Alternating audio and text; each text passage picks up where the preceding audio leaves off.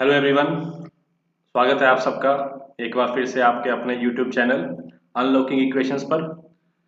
तो जैसा कि आपको पता है, हमने लास्ट वीडियो में चंडीगढ़ टीजीटी मैथमेटिक्स का पेपर डिस्कस किया था, जिसमें फर्स्ट 30 क्वेश्चंस डिस्कस किए थे। आज उसी सीरीज को आगे बढ़ाते हुए नेक्स्ट 30 क्वेश्चंस उसी एग्जाम के डिस्कस करने जा रहे हैं। तो क्वेश्चन नंबर 31 से स्टार्ट करते हैं। क्वेश्चन नंबर 31 आपके सामने है। 30% of A equal to 20% of B and equal to 1/5 of C, then find A ratio B ratio C। यहाँ पे गिवन है कि 30% ऑफ A, कोई A एलिमेंट है, इसका 30% इक्वल है 20% ऑफ B के, और और ये इक्वल है 1/5 ऑफ C के। अब देखो 1/5 को आप क्या लिख सकते हो, 20% ऑफ C, ये लिख सकते हैं ना। 1/5 किसके इक्वल होता है, 20% के। तो यहाँ से सिंपली क्या करोगे, इसको अगर हटाओगे 30/100 की बात करोगे तो 3A परसेंटेज इसकी कैंसिल करोगे तो 3A equal to 2B equal to 2C हो जाएगा। ठीक है, यहाँ से रेशो निकाल देते हैं। अगर इनको इक्वल रखते हो तो A/B किसके इक्वल है, 2/B।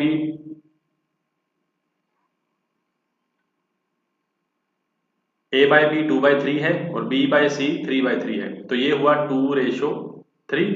अगर A और B के रेशो की बात करें और B एंड C के रेशो की बात करें तो ये कितना आएगा, 3:3। तो इस तरह से A B C की रेशो किसके इक्वल हो जाएगी, 2:3:3। देयरफॉर आंसर कौन सा बना, फर्स्ट ऑप्शन। ठीक है जी, नेक्स्ट क्वेश्चन पे आते हैं। Question number 32, a mixture contain juice and water in ratio 4:2। 4:2 में इधर जूस है और इधर वाटर है। If 2 litre of water is added to the mixture the ratio become 4:3।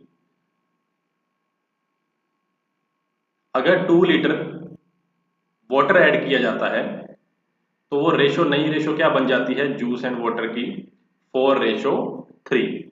तो हमें बताना है the quantity of juice in the given mixture. Given mixture में जूस की क्वांटिटी कितनी थी। देखो, जब भी हमें 4:2 गिवन है, अगर ये जूस और वाटर की रेशो, इसको हम 2:1 भी लिख सकते हैं। तो इतना समझ जाओ कि जूस सम मल्टीपल ऑफ 2 होगा और वाटर सम मल्टीपल ऑफ 1 होगा। ये 2 का मल्टीपल होगा और ये 1 का मल्टीपल होगा, इसलिए 2:1 अपने पास ये रेशो बनी है, जिसको आप 4:2 भी लिख सकते हो। अब इसमें 2 लीटर वाटर ऐड किया गया है, या यहां से भी अगर देखना चाहो तो ये जूस कैसा होगा, 4x टाइप का, और वाटर कैसा होगा, 2x टाइप का। ठीक है, इसमें क्या किया गया, +2 किया गया, और ये जो नई रेशो किसके इक्वल बन के आ जाएगी, 4:3 के। तो बस यहीं से थोड़ा x की वैल्यू को एडजस्ट करो। आप देखो कि अगर मुझे यहाँ पे 3 चाहिए, दैट मीन्स 3 का मल्टीपल चाहिए, 3x टाइप जैसी चीज चाहिए। तो कब बनेगा, अगर आप x को 1 पुट करते हो, थोड़ा सा यहाँ पे थोड़ा सा दिमाग लगाना, ज्यादा कैलकुलेशन नहीं करनी। x को 1 पुट करते हो तो ये 4 बनेगा, 2 + 2 4। अगर x को आप 2 पुट करते हो तो ये 6 बनेगा, ये ना 6 बनेगा। और इस तरफ कितना बन जाएगा, अगर x को 2 पुट करते हो तो 8 बनेगा। और ये रेशो भी आप देखोगे तो कितनी आ गई, 4:3। तो यही तो हमें चाहिए था, बस इतना ही सोचना था एग्जाम में। इसका मतलब x की वैल्यू कितनी आई, 2। दैट मीन्स ये जो जूस है ये कितना होगा इसमें, 8 लीटर, और वाटर कितना होगा इसमें, 6 लीटर। तब जाके ये नई रेशो बनेगी 4:3। क्लियर है बात ये। तो अब ये 2 + 2 था, अगर गिवन में पूछा गया तो गिवन में कैसे थे, 4x और 2x थे। तो इसका मतलब गिवन में 8 लीटर जूस था और इसमें 4 लीटर पानी था। तो हमसे सिर्फ जूस की बात की गई है, तो वो आंसर कितना आ गया, सी ऑप्शन। ठीक है जी, नेक्स्ट क्वेश्चन पे आते हैं। Question number 33, 2 candles x and y are in the shape of cylinder. 2 candles हैं जो सिलेंड्रिकल शेप में है, हैविंग द सेम हाइट, और दोनों की हाइट सेम है। The radius of x is thrice as y। x की रेडियस है वो 3 गुना है, 3 टाइम्स है y की रेडियस। तो ये y ले लेते हैं, ये x हो गया। If x takes 90 minutes to burn completely, x को बर्न होने में, जलने में कितना टाइम लगता है, 90 minutes. How long does y takes to burn half of the initial height, y का हाफ ही हमें बर्न करना है तो कितना टाइम लगेगा। देखो बर्न का मतलब ये पूरी की पूरी कैंडल खत्म हो जाएगी, डिसॉल्व हो जाएगी। तो इसका मतलब बात कहीं ना कहीं किससे रिलेटेड है, वॉल्यूम के साथ। तो सिलेंडर का वॉल्यूम क्या होता है, पाई आर स्क्वेयर एच। ठीक है। अब अगर y की रेडियस आप r ले रहे हो तो x की रेडियस कितनी हो जाएगी, 3r। ये बोला है ना थ्राइस है, तो इसका मतलब x का वॉल्यूम कितना है, pi r square h. y का वॉल्यूम कितना बनेगा, पाई 3r का square into h, that means 9 pi r square h. तो इसका मतलब ये 9 गुना है, इसका 9 टाइम्स बन गया वॉल्यूम। अगर इसको बर्न होने में 90 मिनट्स लग रहे हैं तो ये तो उससे 9 गुना छोटा है, तो इसको कितना टाइम लगेगा, 90/9, दैट मीन्स 10 मिनट्स लगेंगे पूरा बर्न करने में। पूरे का पूरा अगर इसको खत्म करना है तो 10 मिनट लगेंगे। बट हमसे क्या पूछा गया है, हाफ। ये वर्ड जरूरी था, जल्दी जल्दी में कई बार ये पढ़ा नहीं जाता। हाफ बर्न करना है तो कितना टाइम लगेगा, 5 मिनट्स। आधा बर्न करना है तो 5 मिनट लगेंगे, पूरा करना 10 मिनट लगेंगे। तो answer is A option, B नहीं लगाना, गलती से ये हो सकता है जल्दी जल्दी में। तो बी ऑप्शन इसका करेक्ट आंसर था। नेक्स्ट क्वेश्चन पे आते हैं। नेक्स्ट क्वेश्चन नंबर 34, काफी आसान क्वेश्चन है। ए रेशो बी हमें गिवन है, that means A by B equal है 3/7 के, and B by C equal है 6/7 के। देन और ए गिवन है 18, देन सी की वैल्यू पूछेगी, ये क्या होगी। देखो बिल्कुल आसान सा क्वेश्चन, हमें बी यहाँ से नहीं चाहिए, तो क्या करो कि इसको 6 से मल्टीप्लाई और 6 से डिवाइड कर दो। इस वाली रेशो को 7 से मल्टीप्लाई और 7 से डिवाइड कर दो, ताकि अपने पास ए बाई बी कितना बन जाएगा, 18/42, एंड बी बाई सी कितना बन जाएगा, 42/49। अब इन दोनों को मल्टीप्लाई कर, देखो a by B into B by C करोगे तो क्या बन गया, a बाई सी बन गया ना, तो यही तो हमें चाहिए। a बाई सी, ये 42 से 42 कैंसिल, 18/49। तो देखो एक बन गया ना 18 जो उन्होंने गिवन था, इसका मतलब c पक्का किसके इक्वल है, 49 के। देयरफॉर डी ऑप्शन करेक्ट है। ठीक है जी, नेक्स्ट क्वेश्चन।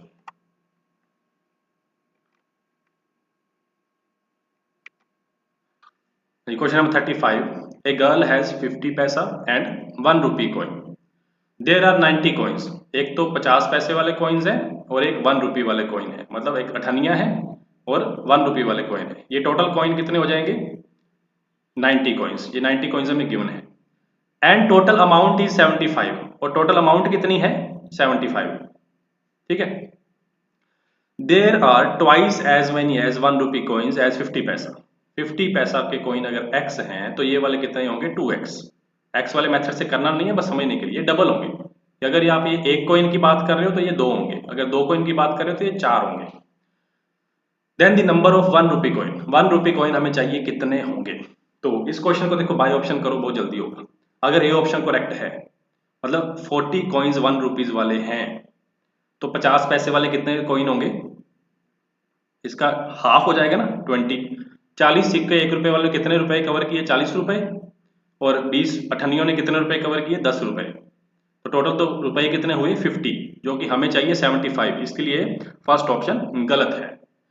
बी ऑप्शन की तरफ अगर जाओगे तो इसका हाफ कितना होता है, 15, मतलब 30 रुपए हुए 1 रुपए वाले सिक्के, 30 सिक्के, और 15 अठन्नियां, 15 अठन्नियां मतलब 75 रुपीज, तो ये भी नहीं बन रहे, इसका मतलब सेकंड ऑप्शन भी गलत। थर्ड ऑप्शन पे आप, अगर 60 कॉइन्स हैं 1 रुपीज वाले, तो इन्होंने कितने रुपए दे दिए, हमें 60 रुपए दे दिए। इसका हाफ मतलब 30 कॉइन्स हैं 50 पैसे वाले, इन्होंने कितने रुपए हमें दे दिए, 15 रुपए, और 60 और 15 कितना हो गया, 75, 75 रुपीज। इसका मतलब यही अपना करेक्ट आंसर है। तो 60 कॉइन तो होंगे 1 रुपीज वाले, और 30 कॉइन होंगे 50 पैसे वाले। टोटल कॉइन कितने बन जाएंगे, 90 को, और टोटल अमाउंट कितनी हो जाएगी, 75। तो ये करेक्ट आंसर। ठीक है जी, नेक्स्ट क्वेश्चन पे आते हैं। क्वेश्चन नंबर 36, बहुत ही आसान क्वेश्चन, इससे आसान कुछ नहीं मिलेगा। a बाई बी इक्वल है 4/5 के, देन हमें बताना है a by B ratio b by A. a by B ratio b by A का मतलब मल्टीप्लाई करेंगे a बाई बी, मतलब हमें a square by B square चाहिए, a square by B square कितना हो गया, 16/25। बी ऑप्शन करेक्ट हुआ। Next question number 37, if a and b दो मैट्रिसेस गिवन है, देन स्मॉल a की कौन सी वैल्यू के लिए a स्क्वायर इक्वल होगा b के। अब a स्क्वायर का मतलब मैट्रिक्स का स्क्वायर करना है हमें, मैट्रिक्स का स्क्वायर करो, मल्टीप्लाई करो इसको, तो कितना आ जाएगा, a स्क्वायर 0 a प्लस 1 1। अब इसको किसके करना है, बी के इक्वल। बी मैट्रिक्स क्या है 1 0 4 1। तो इसको फर्स्ट को फर्स्ट एलिमेंट के इक्वल रखोगे तो ए स्क्वायर की वैल्यू कितनी आई 1। थर्ड को थर्ड के इक्वल रखोगे तो ए की वैल्यू कितनी मिल रही है 3, जो कि कभी नहीं पॉसिबल, क्योंकि ये वाला वैल्यू तो प्लस माइनस 1 दे रहा है और ये वैल्यू 3 दे रहा है, तो ऐसा पॉसिबल नहीं हो सकता किसी एक वैल्यू के लिए। इसलिए सी ऑप्शन की तरफ जाएंगे, नो रियल वैल्यू, कोई एक ही ऐसी वैल्यू नहीं है जो इक्वलिटी ले आएगी इनके लिए। ठीक है जी, next question. Question number 38, if A is this then A और बी क्या होंगे। देखो यहाँ पे ये क्वेश्चन में मिस्टेक थी, चंडीगढ़ टीजीटी मैथमेटिक्स एग्जाम में ये मिस्टेक थी। यहाँ पे ए नहीं, ए डिटर्मिनेंट को इक्वल किया जाना था ए प्लस आयोटा बी के। तो इतना अगर आप मैथमेटिक्स के स्टूडेंट हो तो ज़्यादा कोई करेक्शन चाहिए भी नहीं, आपको पता होना चाहिए कि मैट्रिक्स तो नहीं हो सकती ना इसके इक्वल, तो ऑब्वियस सी बात है कि डिटर्मिनेंट ही होना चाहिए। अब इस पर रोने की बात नहीं है कि हमें ग्रेस मिलनी चाहिए, ये समझ जाना चाहिए था, इतना आपने पढ़ा होना चाहिए मैथमेटिक्स अगर पेपर देने जा रहे हो तो। चलिए, तो इसके हम डिटर्मिनेंट की बात करें, डिटर्मिनेंट सीधा निकाल देते हैं, प्लस माइनस प्लस, तो 4 आयोटा 2 आयोटा स्क्वायर मतलब -2 और +2, ये तो हो जाएगा 0। अब प्लस 2 आयोटा, डिटर्मिनेंट निकाल रहे हैं simple, 2 iota plus 10 plus minus plus 1 4 minus 20 iota. अब ये हो गया खत्म। यहाँ पे कितना बना 2 iota into 2 iota -4 plus 20 iota minus, यहाँ पे +4 माइनस 20 आयोटा, ये कट गए 4 भी कट गया, आंसर आया 0। दैट मीन्स ये 0 प्लस 0 आयोटा है। दैट मीन्स ये अगर a प्लस आयोटा b के इक्वल है तो a को भी 0 होना पड़ेगा और b को भी 0 होना पड़ेगा, बी ऑप्शन करेक्ट है। ठीक है जी, नेक्स्ट क्वेश्चन पे आते हैं। 39, if matrix a into x minus 10 equal है इस सारे मैट्रिक्स के इक्वल, देन a की वैल्यू क्या होगी। चलिए, a की वैल्यू बतानी है कि किसके इक्वल होगी।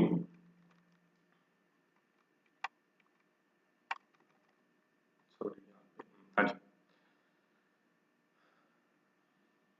जी, question number 39, if ax minus 10 equal है इस मैट्रिक्स के, देन a की वैल्यू हमें बताएंगे क्या होगी। देखो ये सिंपल सा काम है, ज्यादा बड़ी कैलकुलेशन करने से अच्छा क्या है, पुट x इक्वल टू 1। आप सिंपली x को 1 पुट करो तो आपको क्या मिलेगा, लेफ्ट साइड में a माइनस 10 किसके equal, 1 plus 1 2 1 0 3 minus 1 2 2 0 3 0 1 minus 1 by 2 1 by 2। यहाँ भी डिटर्मिनेंट है, ये भी मिस्टेक थी, यहाँ पे ये वाली ब्रैकेट लगाई हुई है, यहाँ पे हमारी तरफ से ये गलती नहीं है, यहाँ पे ब्रैकेट इस तरह से पेपर में आई थी, तो ध्यान रहे कि यहाँ पे बात वही है। तो डिटर्मिनेंट निकालो इसका, कितना मिला, यहाँ पे इसके अकॉर्डिंग कर लो, प्लस माइनस प्लस, तो 1 by 2 4 minus 2, it is 4 minus 2 is 2 by 2, कितना आया 1। तो a माइनस 10 किसके इक्वल है 1 के, तो a की वैल्यू कितनी आ गई 11। अब ये जैसा मर्जी हो, डिटर्मिनेंट हो या कुछ हो, हमें तो a की वैल्यू कितनी मिली है 11। तो सी ऑप्शन इसके लिए करेक्ट है, क्योंकि बाकी सारी ऑप्शन गलत हो गई। अगर डिटर्मिनेंट x की फॉर्म में गिवन है तो ये फॉर ऑल x के लिए ट्रू होगा, ये इक्वालिटी फॉर ऑल x के लिए ट्रू होगी, इसलिए हमने एक पर्टिकुलर x लिया और अपना आंसर वेरीफाई किया। क्वेश्चंस को इस तरह से भी करना होता है, मैंने लास्ट वीडियो में भी बताया था कि एक क्वेश्चन को अटेम्प्ट करने के दो रास्ते होंगे हमेशा, या तो एक करेक्ट ऑप्शन पता लग जाए या फिर 3 गलत ऑप्शंस पता लग जाएं, और गलत ऑप्शन ढूंढनी हमेशा आसान रहती है एमसीक्यूज में, तो उसी स्ट्रेटेजी से क्वेश्चन अटेम्प्ट करना आगे आने वाले एग्जाम्स में। Next question, question number 40, if omega is cube root of unity, that means omega cube होता है 1 के इक्वल, देन ये किसके इक्वल होगा। अब देखो चंडीगढ़ टीजीटी का एग्जाम है, रिस्पेक्ट है उनके लिए, और अच्छी बात है कि उन्होंने एग्जाम लिया, स्टूडेंट्स और कैंडिडेट्स की जॉब्स भी लगेगी, अच्छा रोजगार मिल जाएगा उनको, बट पेपर में थोड़ा ध्यान देना चाहिए था कि मैट्रिक्स के मोस्टली जितने भी क्वेश्चन आए, डिटर्मिनेंट के सॉरी जितने भी क्वेश्चंस थे, उन्होंने यहाँ पे मैट्रिक्स के नोटेशन ही यूज की मोस्टली क्वेश्चंस में। आपको ये लग रहा होगा कि ये कैसे है, ये मैंने आपको दिखाने के लिए डाला है इसको पीपीटी में, ये ऐसा ही एग्जाम में आया था, बट आप थोड़ा इसके लिए भी प्रिपेयर रहो कि अगर आपको पता है कि ये मैट्रिक्स ऊपर मैट्रिक्स है, ये कैसे इस ऑप्शन के इक्वल हो सकती है, किसी भी ऑप्शन के इक्वल कैसे हो सकती है, तो समझ जाओ कि डिटर्मिनेंट की बात की गई है, तो इतना उसको करना हमें होना नहीं चाहिए कि क्वेश्चन गलत है और हम छोड़ के आ जाए, इसको अटेम्प्ट करना चाहिए था। ठीक है, तो ये इसको हम एज ए डिटर्मिनेंट ही अब यूज करेंगे, 1 1 1 है 0 है, 1 प्लस ओमेगा ओमेगा स्क्वायर 1, यहाँ पे देखो ओमेगा रेस्ट पर 5 है तो ओमेगा रेस्ट पर 5 को लिख सकते हैं ना, omega cube into omega square, ये हो गया 1 इंटू ओमेगा स्क्वायर। तो ये भी कितना बचा, ओमेगा स्क्वायर, ये ओमेगा। उसी तरह से अब कर दो यहाँ पे C1 को ऑपरेट कर दो, C1 plus C2 plus C3, तीनों कॉलम्स को ऐड कर दो। इधर हो गया 3 1 1 1 plus omega square 1 plus omega omega square 1 plus omega square omega square omega. तो 3 1 1 ये होता है 0, ये भी होता है 0, तो 1 प्लस ओमेगा ओमेगा स्क्वायर बचा, ओमेगा स्क्वायर और ओमेगा बचा। सिंपली डिटरमिनेंट सोल्व कर दो, प्लस माइनस प्लस, नीचे वाले 0 है, सिर्फ ऊपर 3 वाला सोल्व करना बाकी रह गया। 3 को सोल्व करोगे तो कितना आ जाएगा, ये डिलीट करो, omega plus omega square minus omega raise to power 4, omega raise to power 4 भी कितना होता है ओमेगा, तो ये इससे कट जाएगा, answer is 3 omega square, that means second option correct हुआ। ठीक है जी, next question, if matrix this and this then value of A is. अब यहां भी देखो ये भी मिस्टेक थी, इसलिए मैं कह रहा हूं कि ये बहुत गलतियां हुई इस क्वेश्चन में। यहां भी मैट्रिक्स नहीं था, ये डिटरमिनेंट था, डिटरमिनेंट होता तभी ये क्वेश्चन बनना था, बट उन्होंने फिर मैट्रिक्स की नोटेशन दी थी, तो चलो कोई बात नहीं, हम अपने तरह से सही करेंगे इसको। Determinant is 2a square minus 20 equal 8 minus 20, 20 cancel, a square किसके इक्वल 4 के, therefore a is plus minus 2। देखो कितना आसान क्वेश्चन था, ऐसे ग्रेस में ना चला जाता कहीं, तो सी ऑप्शन इसके लिए करेक्ट आंसर होगा। Next question, if a is this then value of determinant is, देखते हैं आंसर 0। बात कर रहा हूं कैसे, ऐसा कभी भी क्वेश्चन आए, put x equal to Y equal to Z equal to 0, सबको 0 पुट करो या सबको 1 1 पुट कर दो, सबको 2 2 पुट कर दो, कितना आसान है। इसलिए जब भी कोई जनरल क्वेश्चन आता है ना, एक्स वाई जेड में क्वेश्चन आया, तो आपको ये पता होना चाहिए कि वो ट्रू होने वाला है for all X Y Z के लिए, जब तक उन्होंने अपनी तरफ से कोई रिस्ट्रिक्शन नहीं लगाई एक्स वाई जेड पे, है ना। तो अगर ये डिटरमिनेंट का आंसर कुछ भी होता तो सभी एक्स वाई जेड के लिए आंसर आता, हमें वेरीफाई कर पाते, तो हमने एक्स वाई जेड को 0 0 पुट किया, सारी मैट्रिक्स ही 0 बन गई, और डिटरमिनेंट भी क्या आएगा 0। इसका मतलब अगर एक्स वाई जेड 0 है तो आंसर 1 नहीं हो सकता, आंसर 2 नहीं हो सकता, आंसर 3 नहीं हो सकता। हमने 3 ऑप्शन गलत की और आंसर कौन सा बना दिया, बी ऑप्शन, तो ये करेक्ट होगा। चलिए नेक्स्ट क्वेश्चन, क्वेश्चन नंबर 43। अब सेम देखो,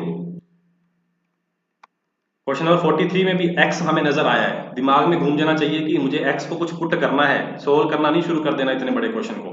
fx ये है, डिटरमिनेंट है, देन आंसर a का क्या होगा, मुझे a ही चाहिए, ना तो मुझे b चाहिए ना मुझे c चाहिए, तो ये b और c कैसे खत्म होंगे, आपको क्लियर हो गया होगा कि हम x को क्या पुट कर दें 0, x को 0 पुट करो, क्या आ गया, सारा का सारा डिटरमिनेंट क्या बन गया 1 1 1, सेम रो से कॉलम डिटरमिनेंट क्या होता है 0, देयरफॉर a की वैल्यू कितनी आ गई 0।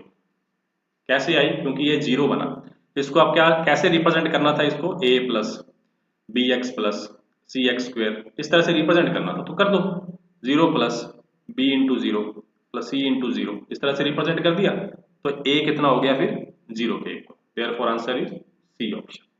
ठीक है, चलिए next question, question number 44, cos a plus B minus cos a minus B. तो cos a प्लस बी आपको फॉर्मूला पता होना चाहिए, cos a cos b minus sin a sin b, and cos a minus b is cos a cos b plus sin a sin b।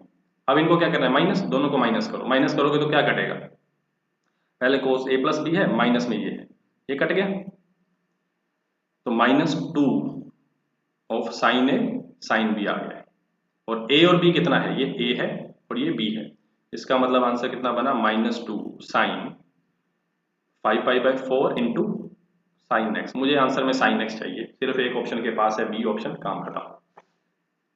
Value solve करो, निकालो इसको, pi plus π/4 लिख के आपको पता लग जाएगा कि क्या क्या इसमें होने वाला है। बट आपको ये दिख गया कि साइन एक्स आ रहा है, कहीं नहीं जाने वाला साइन एक्स, ये 0 तो होने से रहा, 5π/4 0 नहीं होता, इसलिए आंसर जल्दी से लगाओ और आगे बढ़ो, डी ऑप्शन इसका करेक्ट आंसर है। Next question, question number 45, if sin x is this then value of sin 2x। अब sin 2x किसके इक्वल होता है, ये बच्चे को पता है, 2 sin x into cos x। sin x की वैल्यू नेगेटिव है, इंटरवल दे रखा है पाई टू 3 पाई/2, दैट मीन्स कौन सा इंटरवल है, third interval, third quadrant, sorry third quadrant की बात हो रही है, ये थर्ड क्वाड्रेंट है। थर्ड क्वाड्रेंट में साइन भी नेगेटिव होता है, कोस भी नेगेटिव होता है, मुझे आंसर पॉजिटिव मिलेगा। ये बात पहले माइंड में आ जानी चाहिए देखते ही। इसका मतलब डी ऑप्शन गलत, ए ऑप्शन गलत, दो ऑप्शन बचे हैं, आंसर बनाएंगे। 2 साइन की वैल्यू दे रखी है -√3/2। साइन एंड कोस आपस में कॉम्प्लीमेंट्री होते हैं। कोस एक्स का अगर आपको पूरा नाम पता हो तो आपको पता होना चाहिए, this is complement of sine X, this is complement of sine X. Cos X का पूरा नाम कॉम्प्लीमेंट ऑफ साइन एक्स। अगर ये आंसर दे रहा है π/3 पे, मतलब π/3 अगर 60 पे इसका जितना आंसर है उसका आंसर 30 पे उतना होगा, दोनों एंगल का सम 90 होना चाहिए। इसलिए अगर ये √3/2 है तो ये कितना होगा, -1/2। काट पीट के आंसर देख लो कितना आ गया, 2 से 2 कट गया, √3/2, that means B option answer. ठीक है, चलिए next question, question number 46, cos square 72 minus sine square 18। अरे ये क्या हो गया, ये साइन इसको लिख सकते हैं 90 माइनस 72, अभी तो हमने किया कि ये कॉम्प्लीमेंट होते हैं, देखो 18 को लिख सकते हैं ना 90 माइनस 72, तो sine 90 minus theta is cos theta, that is cos square 72। आगे भी क्या पढ़ा है, कोस स्क्वायर 72, कोस स्क्वायर 72 से ये कट गए, आंसर कितना आ गया 0, तो ए ऑप्शन करेक्ट। आगे चले, question number 46, the general solution of this equation, √3 tan x इसके इक्वल हो गया -1 के। tan x की वैल्यू कितनी आ गई, -1/√3, tan x की वैल्यू -1/√3। अब माइनस छोड़ो, 1/√3 कहां पे होता है, 30 पे, दैट मीन्स π/6 पे, है ना। और माइनस में है तो कौन से क्वाड्रेंट में होगा, या तो सेकंड में बैठा होगा या फिर फोर्थ में बैठा होगा, तभी तो tan का आंसर नेगेटिव आएगा। ठीक है, तो पहले तो मुझे π/6 चाहिए, ऐसी वाली चीज चाहिए, तो इसलिए मैं ए ऑप्शन को देखते ही बाहर करूंगा, सी ऑप्शन को देखते ही बाहर करूंगा, क्योंकि मुझे π/3 से कुछ लेना देना ही नहीं है, ये बाहर हो गए। या तो आंसर बी ऑप्शन है या फिर आंसर डी ऑप्शन है। क्या अकेला π/6 काम कर रहा है, नहीं कर रहा, क्योंकि मुझे माइनस भी चाहिए, इसलिए ये भी फालतू ऑप्शन है, पक्का आंसर डी ऑप्शन है। डी ऑप्शन कैसे बना, अब देखो पाई माइनस π/6 कितना होता है, π/6 होता है या नहीं होता, और पाई माइनस π/6 कौन से क्वाड्रेंट में चला गया, सेकंड में चला गया ना, तो सेकंड वाला ही आंसर नेगेटिव दे सकता था, इसलिए ये फर्स्ट क्वाड्रेंट में बोल रहा है बात। कैसे फर्स्ट में, ये आगे वाला का कोई मतलब नहीं है, नहीं है, क्योंकि आप n को क्या पुट करो 0, छोड़ो इसको बाद में देखेंगे, क्योंकि n है फॉर और इंटीजर के लिए, जनरल सॉल्यूशन आया तो इंटीजर की बात होती है, इसलिए मैंने n को छोड़ा और पीछे वाले आंसर मैच किए, कौन सा मिल गया 5π/6, डी ऑप्शन करेक्ट। आगे चले,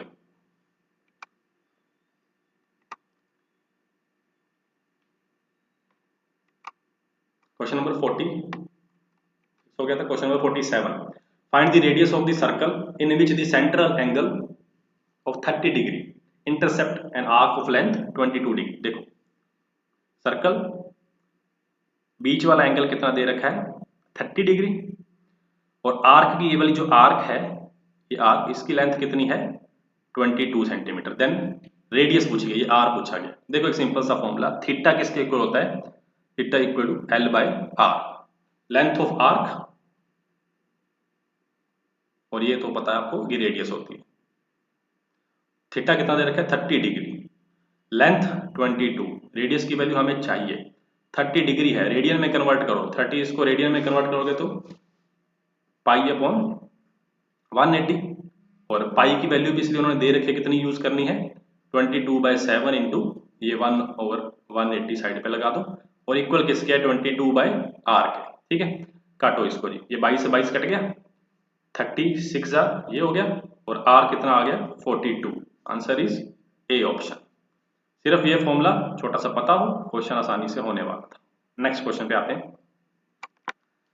question number 48, a wheel makes 360 revolution, 360 गेड़े खाता है जी, 360 चक्कर पूरे करता है इन 1 मिनट, 1 मिनट में कितने रेवोल्यूशन 360, 1 सेकंड में कितने रेवोल्यूशन होंगे फिर 360 अपॉन, डिग्री नहीं आई, 360 upon 60, that means 6 revolution, 1 second में 6 रेवोल्यूशन कवर करता है। Through how many radians does it turn in 1 second, 1 second में कितने रेडियन कवर करेगा? एक रेवोल्यूशन, एक रेवोल्यूशन का मतलब कितना ये घूम गया, कितना टर्न ले गया, ये कितने एंगल में टर्न ले गया। 180 डिग्री डिग्री में होता है, रेडियन में कितना टर्न ले गया ये 2 पाई। एक रेवोल्यूशन किसके इक्वल आ रहा है? 2 पाई के। तो 6 रेवोल्यूशन में कितना आएगा? 12 पाई। इसका मतलब आंसर कौन सा बना? A option. Very simple question. Next question, question number 49। If A B C are unit vector such that angle between A and B is theta. Angle between A और बी थीटा है और ये एक relation दे रखा है ABC में। Then value of cos theta चाहिए। देखो कोस थीटा किसके इक्वल होता है? A vector dot B vector over A magnitude B magnitude. ठीक, चलिए अब हमें ए डॉट बी की बात करनी है। तो यहाँ सिंपल सा एक काम है, यही बात हमेशा यूज होती है कि जिनकी बात आपको करनी है उनको एक साथ रख लो, फालतू को राइट साइड ले जाओ। अब कर दो स्क्वेयरिंग। स्क्वेयरिंग करोगे तो ये कितना हो गया? 9। ए वेक्टर स्क्वायर, वेक्टर का स्क्वायर उसके मैग्नीट्यूड के स्क्वायर के इक्वल होता है। This is 4 B magnitude square plus 2 into 3 A vector into 2 B vector किसके equal? 16 C vector magnitude square. अब देखो ए बी सी आर कौन से वेक्टर हैं? Unit vectors. यूनिट वेक्टर्स है तो ये किसके इक्वल होंगे? 1 के।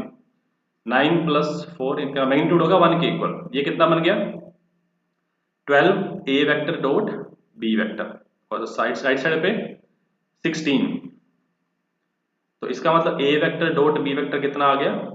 ये नोट चाहते ना, 3/12 मतलब 1/4। ए डॉट बी की वैल्यू 1/4 आ गई तो कोस थीटा कितना हुआ? 1/4 डिवाइड बाय, क्योंकि यूनिट वेक्टर है तो मैग्नीट्यूड कितना होगा? 1 1। इसका मतलब कोस थीटा की वैल्यू कितनी मिलेगी? 1/4। तो हमें क्या चाहिए? तो कितना आ गया? 4 इंटू 1/4 माइनस 1, तो 1 minus 1 answer is 0। B option correct होगा। ठीक है जी। Next question, question number 50। The point of intersection of the lines M vector और एन वेक्टर, मतलब हमें लाइंस कैसे हम पढ़ते हैं? R vector equal to A vector plus lambda B vector, इस तरह से पढ़ते हैं। फिर ए वेक्टर क्या होता है? पॉइंट, और बी वेक्टर क्या होते हैं? Direction ratios. ये डायरेक्शन रेशियो का वेक्टर होता है। सेम हमें दे रखा है, तो इसका मतलब हमें पॉइंट कैसा गिवन है? पॉइंट वेक्टर कौन सा है? फर्स्ट वाली लाइन में ए वेक्टर माइनस 2 बी वेक्टर, और सेकंड वाली लाइन में कैसा पॉइंट गिवन है?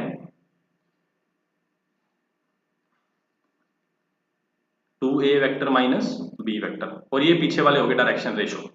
ठीक है, अब इसको थोड़ा सिंपल करने के लिए आप ए और बी के चक्कर में ना पड़ो, तो इसको i माइनस 2j जैसा कंसीडर कर लो। अगर ए और बी में प्रॉब्लम हो रही है तो ये 2i है माइनस ये j है। तो पहले के डायरेक्शन रेशियो कौन से आ गए? i plus 2j। दूसरे के डायरेक्शन रेशियो कौन से आ गए? i plus 2j। That means lines, दोनों के दोनों लाइंस क्या है? हाँ सॉरी सॉरी सॉरी, यहाँ पे ऊपर वाले में था बी वेक्टर अपना जे वेक्टर प्लस 2i। हाँ जी, उल्टा दे रखा है, लाइंस पैरेलल नहीं है। तो अब यहाँ से हमें इनका पॉइंट ऑफ इंटरसेक्शन निकालना है। नॉन पैरेलल वेक्टर हमें ऑलरेडी ये गिवन है, ए और बी जो है नॉन पैरेलल है, तो आई जे इनको हम ले सकते थे। हाँ जी, तो ये पॉइंट हुआ 1 माइनस 2, ये कौन सा हुआ? 2 माइनस 1, ये क्या बना? 2,1, और ये 1 2। 2 पहले इसलिए लिखा है इसमें क्योंकि आई वाला इधर है। तो कार्टेशियन फॉर्म में अगर इसकी इक्वेशन लिखते तो क्या आते? x minus 1 upon 2 equal to Y plus 2 upon 1। ये फर्स्ट लाइन होती। Second line x minus 2 upon 1 Y plus 1 upon 2। ठीक है, अगर इसको कन्वर्ट करते हैं कार्टेशियन में तो ये बनेगा। तो ये सिंपल सी अभी दो लाइंस अपने पास बन गई हैं। x minus 1 equal to 2y plus 4, इसका मतलब x माइनस 2y 5 के इक्वल आ गया, और यहाँ से 2x माइनस 4 किसके इक्वल है? y प्लस 1 के। तो 2x minus Y equal to 5। ठीक है, इनको सोल्व करना है। फर्स्ट इक्वेशन को 2 से मल्टीप्लाई कर दो, minus 4y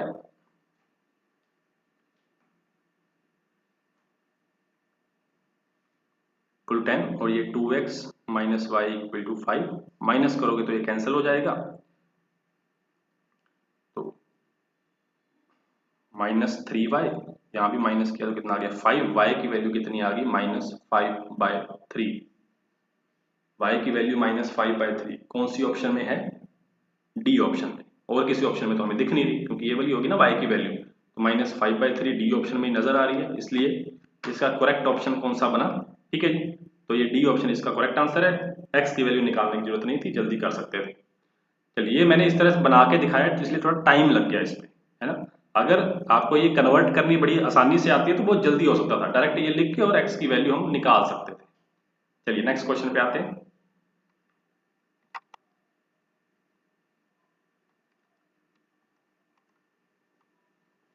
question number 51, the angle between the pair of lines is given by। Angle का फॉर्मूला क्या होता है दो लाइंस के बीच में?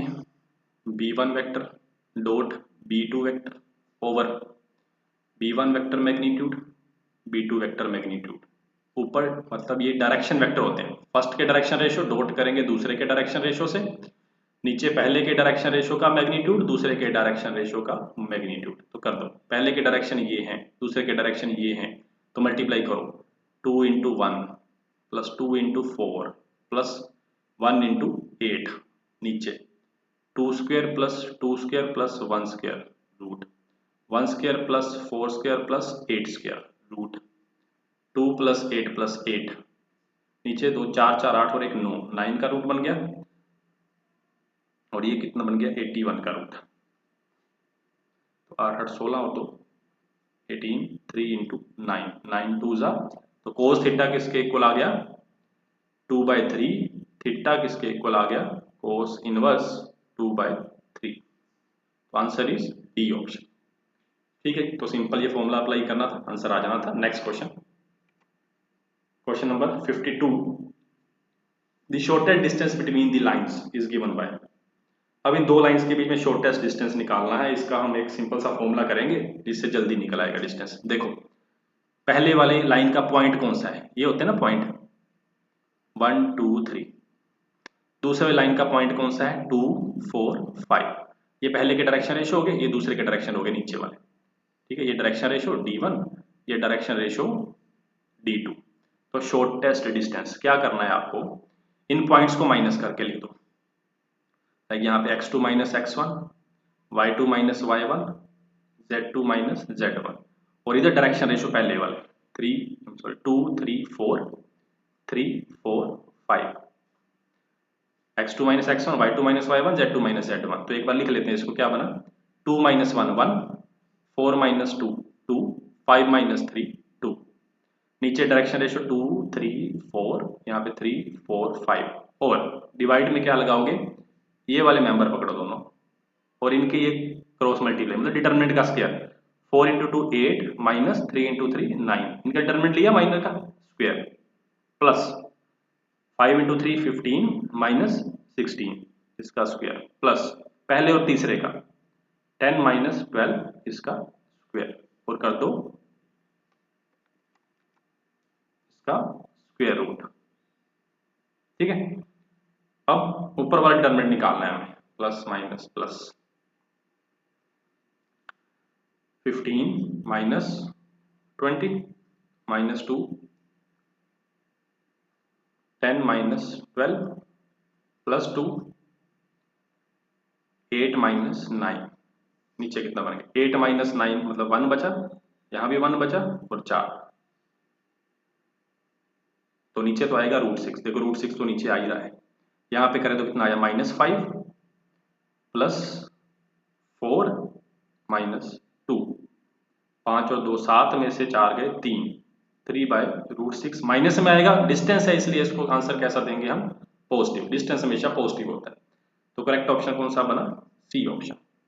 तो शॉर्टर डिस्टेंस वाला क्वेश्चन काफी इंपॉर्टेंट है, मतलब हर एक एग्जाम में कुछ ना कुछ जरूर पूछा जाता है, चाहे मास्टर कैडर हो लेक्चर कैडर हो, ऐसे क्वेश्चन जरूर आता है।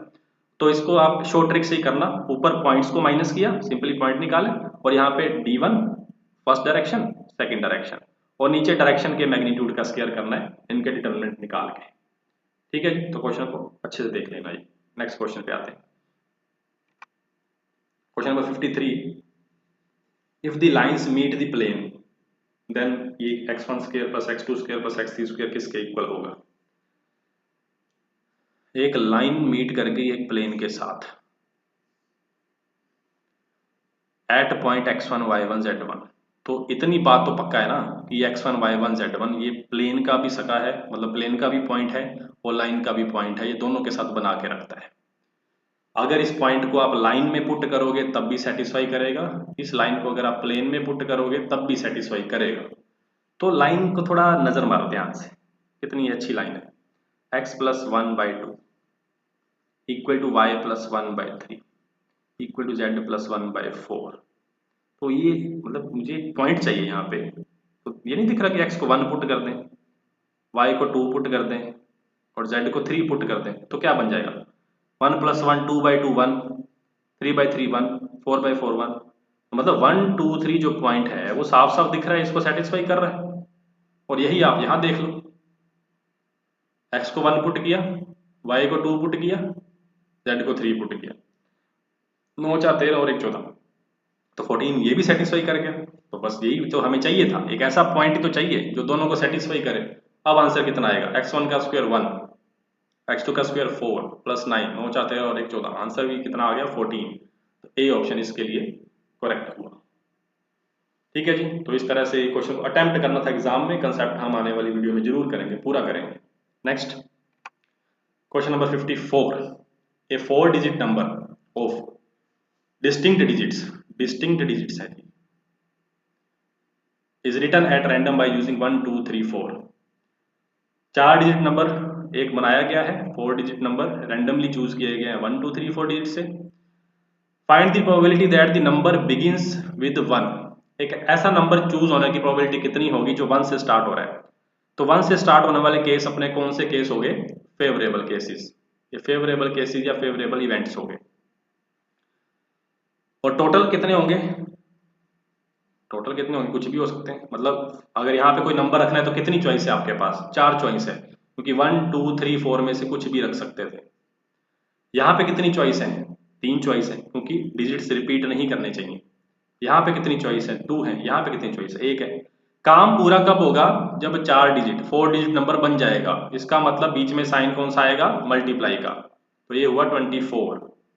अब इसके पास तो एक ही चॉइस है, बोल दिया गया है कि आपको यहाँ पे एक ही रखना है। फेवरेबल इसके पास कितनी चॉइस बची है? 3 बची है।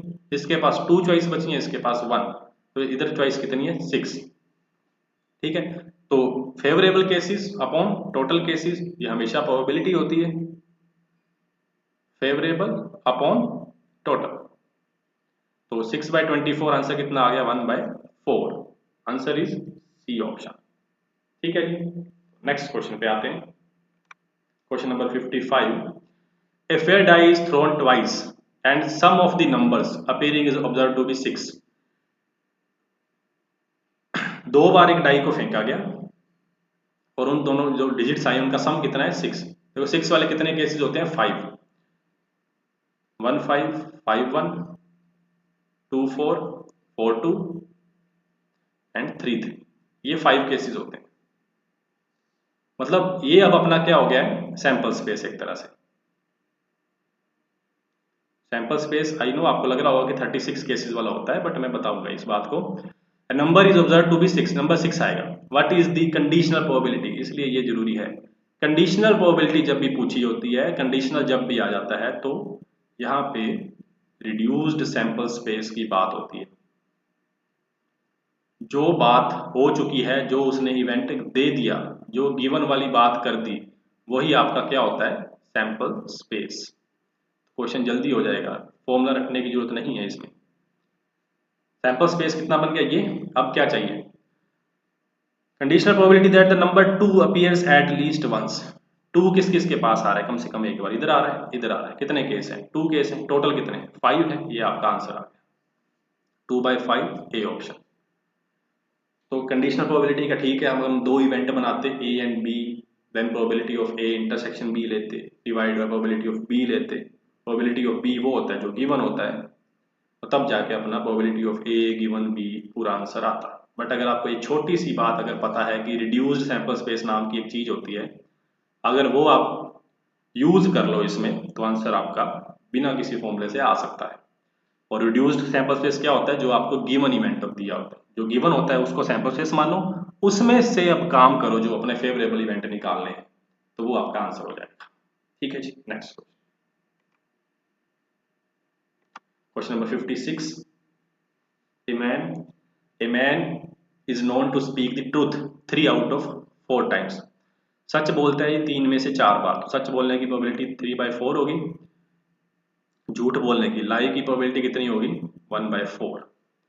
He throws a die and reports it to be a 5। उसने एक डाई फेंका और कह रहा है कि 5 नंबर आया है।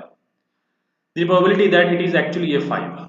अगर सच बोला होगा तो 5 आने की चांसेस कितने हैं, 1/6। अगर झूठ बोला होगा तो 5 आने के चांसेस कितने हैं, 5/6। ठीक है, तो सच बोला है, 5 आया है, गिवन क्या है कि उसने सच बोला है। ये वाली प्रोबेबिलिटी 5 आया है, गिवन क्या है कि उसने झूठ बोला है। तो ये वाला क्वेश्चन आप समझ गए हो कि किस थ्योरम का है, बायस थ्योरम का। ये बायस थ्योरम का केस है और हमें रिवर्स में जाकर प्रोबेबिलिटी पता करनी है कि 5 आने के कितने चांसेस हैं।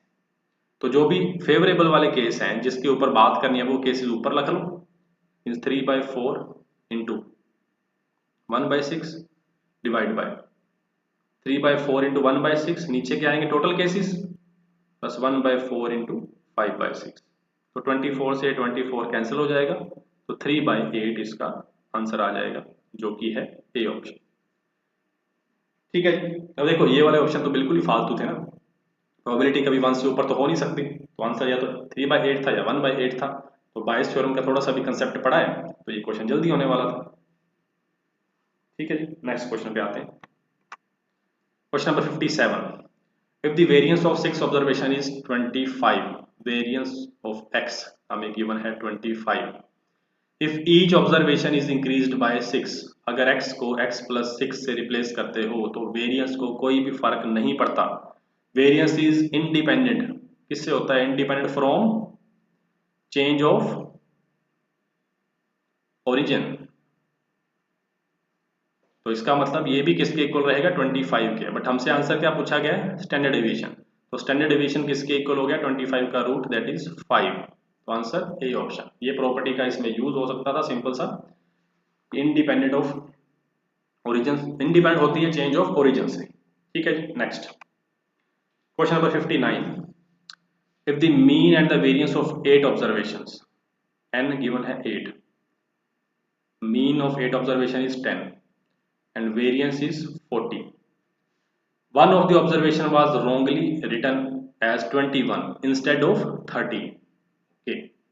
तो वेरिएंस का फॉर्मूला क्या होता है वैसे अपने पास, summation x² by n minus mean का होल स्क्वायर। तो ये हमें गिवन है कि ये किसके इक्वल है, 40 के। बट एक टर्म थी जो 21 लिखी गई है, जबकि करेक्ट वाली कौन सी थी, 13। तो ये इनकरेक्ट है, ये करेक्ट है। ठीक है, तो शुरू करते हैं। करेक्ट हमें स्टैंडर्ड डेविएशन निकालना है, क्या होगा। पहले तो मीन की बात कर लें, करेक्ट मीन क्या होगा। मीन हमें किसके इक्वल गिवन है, 10 के। तो ये समेशन x/8 किसके इक्वल है, 10 के। इसका मतलब समेशन x किसके इक्वल आ गया, 80 के। ये गलत वाला सम आया है सारी टर्म्स का। इसमें से क्या हमें नहीं चाहिए था, हमें 21 नहीं चाहिए था, और चाहिए क्या था, 13। इसलिए 21 हटा दिया, प्लस कर दिया 13, तो ये बचा कितना, 72। इसका मतलब सही वाला जो सम है वो कितना आया, 72। तो मीन कितना हो गया, 72/8, 9। करेक्ट मीन कितना आया, 9। ठीक है, ये बात को ध्यान में रखेंगे। अब आगे वाली बात, correct summation x² over n अब हमें चाहिए कितना होगा। अब समेशन x² ओवर 8 माइनस, अब ये तो कितना था, पहले तो कितना मीन था, ये 10² इक्वल टू 40। तो summation x² equal to 140 into 8 हो गया, तो 1120। मतलब ये गलत वाला है, सम ऑफ स्क्वायर जो की बात करें, ये इनकरेक्ट वाला इतना आया। अब हमें क्या क्या चाहिए, थोड़ा ध्यान में रखो, हमें सही वाला काम करना है। तो 1120 में से हमें हटाना क्या है, 21 का जो स्क्वायर है वो हटाना है, और 13 का स्क्वायर है वो ऐड करना है, यही तो काम करना है। तो 1120 में से किसका 441 प्लस कर देंगे 169, तो 1120 में से 272 कर दो माइनस, तो ये कितना बन गया 848, ये समेशन एक्स स्क्वायर आया। ठीक है, डिवाइड बाय क्या करना है 8 कि हमें वो चाहिए, तो ये कितना बन जाएगा 106। ठीक है, ये समेशन एक्स स्क्वायर आया और हमने यहाँ पे मीन कौन सा यूज किया 10 स्क्वायर वाला, ये ध्यान रहे।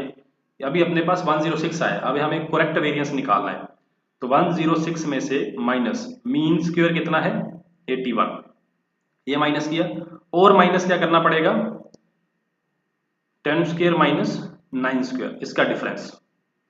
ये क्योंकि अभी हम बात करते हैं 81 माइनस 19, दैट मीन्स 106 माइनस 100, तो बचा कितना 6, तो वेरिएंस आया 6 के इक्वल, तो स्टैंडर्ड डेविएशन किसके इक्वल हो जाएगा √6, तो ये अपना आंसर बनेगा बी ऑप्शन। देखो ये वाला माइनस क्यों किया गया, क्योंकि यहाँ पे हमने 81 में से माइनस किया, बट ये जो समेशन एक्स स्क्वायर आया था यहाँ पे 10 स्क्वायर का यूज किया गया, तो हमें मीन भी तो करेक्ट में से माइनस करना था ना इसको, तो करेक्ट मीन में कितना डिफरेंस आ रहा है, पहले 10 स्क्वायर था ये समेशन एक्स स्क्वायर, तो माइनस कितना किया हमने 9 स्क्वायर, जितना डिफरेंस आ रहा है उसको भी हटाया ताकि वो गलती ना रहे, इसलिए 6 आंसर, तो √6 इसका करेक्ट आंसर। ठीक है, 60th क्वेश्चन, लास्ट क्वेश्चन है इस वीडियो का, नेक्स्ट वीडियो भी जल्दी अपलोड हो जाएगी। Find the domain of the function, तो काफी आसान सा क्वेश्चन, डोमेन चाहिए हमें, x अपॉन रूट में देखेंगे तो ये फैक्टर बन रहे हैं x-1 x-2, तो हमें 1 और 2 तो नहीं चाहिए, ये ऑप्शन बाहर ये ऑप्शन बाहर, क्योंकि 1 पुट करने पे नीचे 0 बनेगा, 2 पुट करने पे 0 बनेगा, इन दोनों के पास 1 1 है तो ये डोमेन नहीं हो सकते कभी भी, तो यहाँ पे माइनस इन्फिनिटी है, तो डी ऑप्शन आंसर है या फिर सी ऑप्शन आंसर है। देखो -इन्फिनिटी टू 1 या 2 टू इन्फिनिटी, 2 टू इन्फिनिटी, तो मैं x को अगर 5 लूँ तो क्या 5 यहाँ पुट कर सकते हैं, क्या आंसर आएगा 5 - 1 4, 5 - 2 3 रूट, तो आंसर तो आ रहा है ना, एग्जिस्ट कर रहा है, इसका मतलब जो 5 है वो डोमेन का पार्ट होगा, बट इसके पास 5 नहीं है इसलिए बाहर, तो सी ऑप्शन इसका करेक्ट आंसर रहेगा। सोल्व भी कर सकते हैं, नीचे वाले को ग्रेटर देन 0 रख के सब कुछ वो तामझाम कर सकते हैं, बट जब डोमेन का क्वेश्चन आए हमेशा बाय ऑप्शन जाओ, क्योंकि डोमेन की डेफिनेशन क्या होती है, set of all possible values on which fx exists, जहां पे fx एग्जिस्ट कर जाए वो डोमेन है, और वो सारी की सारी वैल्यूज डोमेन होती है, इसलिए 5 पे अगर वैल्यू एग्जिस्ट कर रही है तो 5 डोमेन में होना चाहिए था, नहीं है ऑप्शन बाहर करो, इसलिए सी ऑप्शन करेक्ट आंसर।